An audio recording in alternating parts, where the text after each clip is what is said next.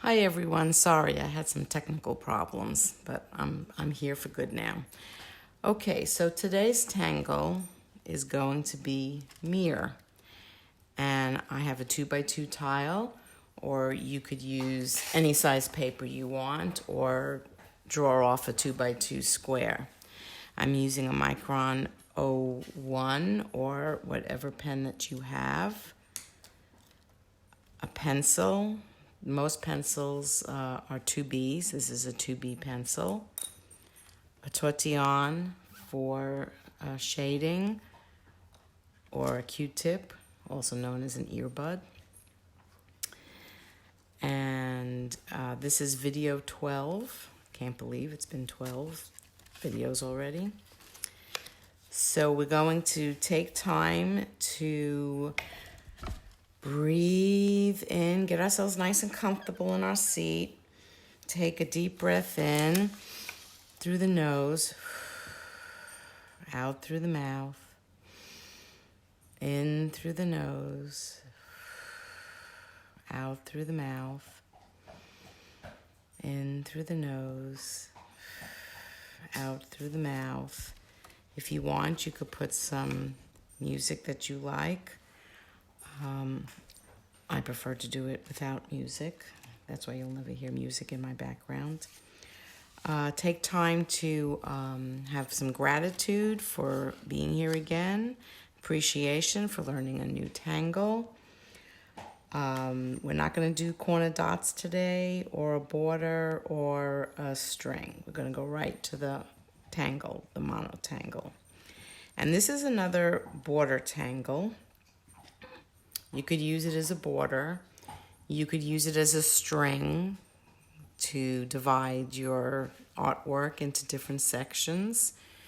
You could, so what we're gonna do is you could make this straight or curvy or totally abstract. You could make it into a leaf. You could make it into ferns. You're just limited by your own imagination. And what I teach you is the basic tangle as drawn. Then you could take that tangle and you could make it your own by doing whatever variation that you want to do. Okay, so I'm going to start on the left side, and I'm just going to draw another wavy line. And I'm going to start thick on the bottom here somewhere, and I'm going to sort of mirror that line and just come back and make it smaller on top. So we're going to make sort of an abstract one. And this is similar to what I showed you yesterday at the beginning. And we're going to aura that outside line. I think my dogs are fighting over bully sticks. And then you're going to turn the tile so that you could aura this line. And I always tell people, I like to draw my lines either away from me or towards me, never horizontally, because you get a really wavy line. Okay, so now what we're going to do is we're going to split this in the center, but we're going to do it wavy. So start here, and it doesn't have to be total center, but that's what you're going to do. Then, like yesterday, you could leave this arid line white, which is the way it initially is done, or you could color it in with black or whatever color you want, or you could add other tangles in here. You could stripe it, you could make it diagonal, you could put dots in it, whatever you want to do. But traditionally, this one has the orbs on the outside of the auras, not the inside like we did yesterday. So, and you don't have to put them in. So you could put the orbs in, or you could leave the orbs out. But the orbs gives it a nice finished touch. But whatever you want to do, so we're just gonna make sure we're breathing, make sure we don't have a death grip on our pen, and we're just going to make these orbs all along the outside line. I think it looks nice. Now, try to keep them the same size. It doesn't matter if you don't. There's no mistakes in Zentangle. You turn your tile so that the bottom is closer to you to draw on. And we're gonna orb this side. And keep the orbs touching each other and hugging that top line.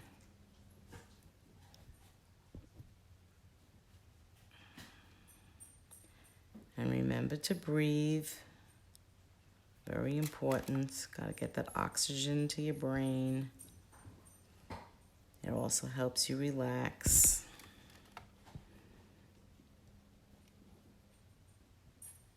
I have to tell you, I'm working very far from my work where I'm not comfortable, but that's what I have to do so you can see what I'm doing. I have bad eyesight, so I keep my work very close to me.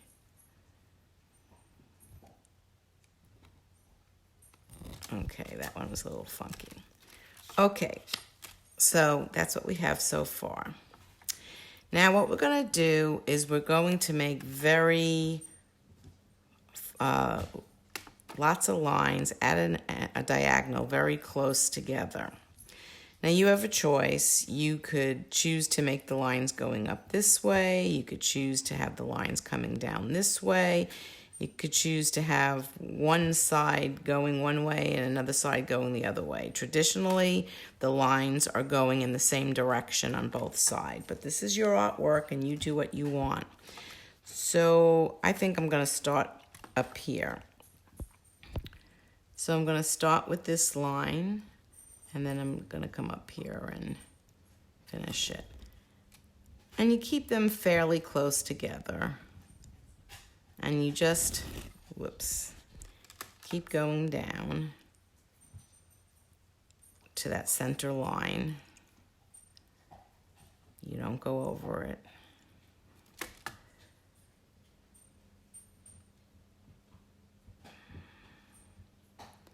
And how close you want to do the lines, it depends on you. You could do them very close. You could do them further apart. It's all up to you.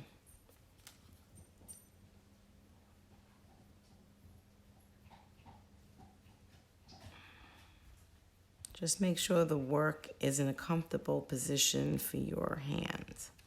Okay, so I got that side done. Now we're going to do the other side. And I think I'm going to turn it this way so I could do it better. So what I'm going to do is I'm matching up these lines that meet the center for the next side. So that has a few more. So I'm just matching up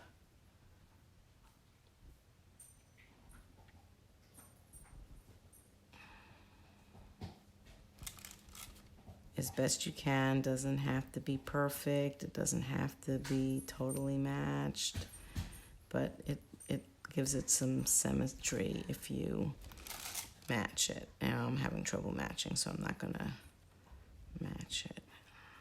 Some of them I can match, some of them I can't. Perfectly okay. Do what you can. Remember to breathe. Remember to relax your hands. And just keep doing it to the end. Yeah, there you have your basic shape. And you see how you can make that into a leaf shape. That'd be a pretty leaf. That'd be a pretty fern. And it's a very pretty tangle. So now we're going to shade it. And this is another easy shade. You know, you could shade around both sides again if you choose to. You don't have to. Make sure you hold your pencil on the side when you put some graphite down. And just put some down, not too heavy. And then you have a choice here how you want to shade this. You could shade one side, leave the other side unshaded, or you could shade under the parallel lines, and I think that's what I'm going to do for today. And you turn your tile so that your hand is always in a comfortable position. So then you're going to take your tortillon or your Q-tip or whatever you have, your finger, and you're going to go into little circles, pulling the graphite out as you circle. And you use the side of your tortillon so that you don't squash your points. Because if you use the point, you're going to ruin it immediately. It's only rolled paper. It's not very strong. And then you turn your tile and you do the other side. Just small little circles, pulling out as you go. If you think that the graphite isn't dark enough for you, you could always add more, but you can't take away. So always start lightly and then add layers as you need it. And then I'm going to do the same thing here. Always have your tortillon pointing towards what you're working on to bring the graphite down so that you could get a sharp look where the line is. So again, you're just bringing down. Don't go into the center here. You're just bringing it down a little. Give it a little shading. Okay. And then you're going to turn your tile. And you're going to do that again, keeping the center white. And just smushing that graphite, grinding that graphite into the paper. You'll actually hear the tortillon grinding it in.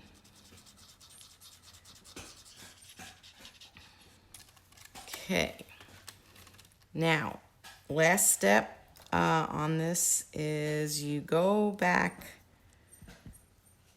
and draw the center line again so it's nice and dark.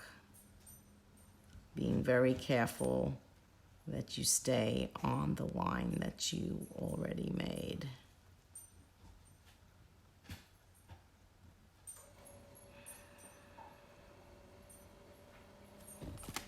There. And now you could turn your tile and look at it, see which way you like, which way you think top and bottom is. I like that way. And we're going to initial it. Also, when you're turning it, appreciate what you just drew, what you just learned. So put your initial or your chop. I will do my chop.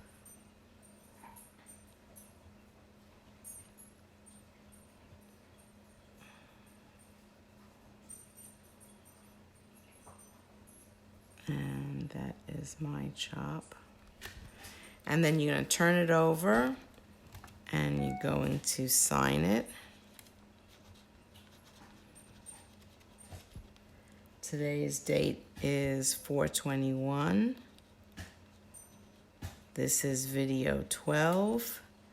And I always like to put where I live, just in case that tile gets mailed out. So that is the finished tile. If you can't see because of all the comments, just scroll right and it'll get rid of the comments.